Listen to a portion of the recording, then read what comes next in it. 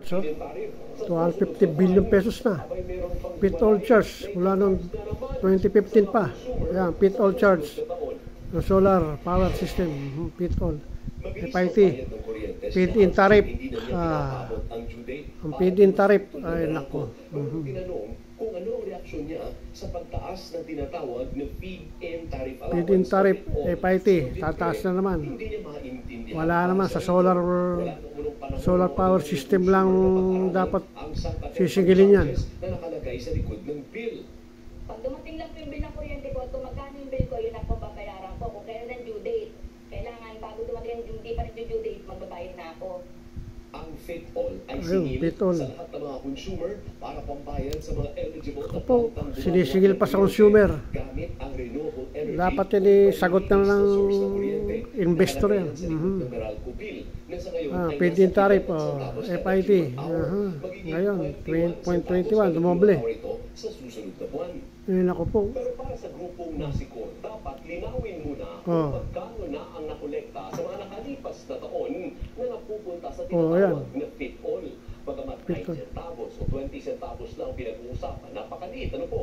Pero per kilowatt-hour ito. At kapag binangga sa aktual na dami ng kuryente na ibenta, aabot din ang halaga sa bilyong-bilyong piso. Yan na. Sa tansya ng grupo, kung 104,000 gigawatts ang nabentang kuryente noong 2024, nasa 12 billion pesos ang katumbas ng FIT-all. Ang namang pagtaas ng presyo ng kuryente ay masakit sa bulsa ng mga electricity consumers. Siguro, petilagan. Sa mga residential customers. Kasi pansarili mong pera yan eh. Sa datos ng ERC, mahigit 215 Naku po, mula 2015. kolektang feed-in tariff sa lahat. Ang laki na, 15 billion pesos na nakolekta FIT, feed-in tariff. Ang prinsipyo kasi is yung mga Prinsipyo. energy na ito, kapag sila ay naitayo dito sa Nag-invest. mayroon siyang benepisyo. Naku po. Lahat ay nakikinabang yung Naku po. kabawasan sa polusyon. Nako. Gate ng Nasicor, dapat alam ng mga Kabawasan. consumer kung gaano pa katagal ang dagdag pasaning ito sa buwan ng bill. Kung kailan natin maasahan yung benepisyong pinangako sa mga consumers, dapat maitalaga yung timeline. Dapat ibalik na yan sa consumer, yung feed-in tariff.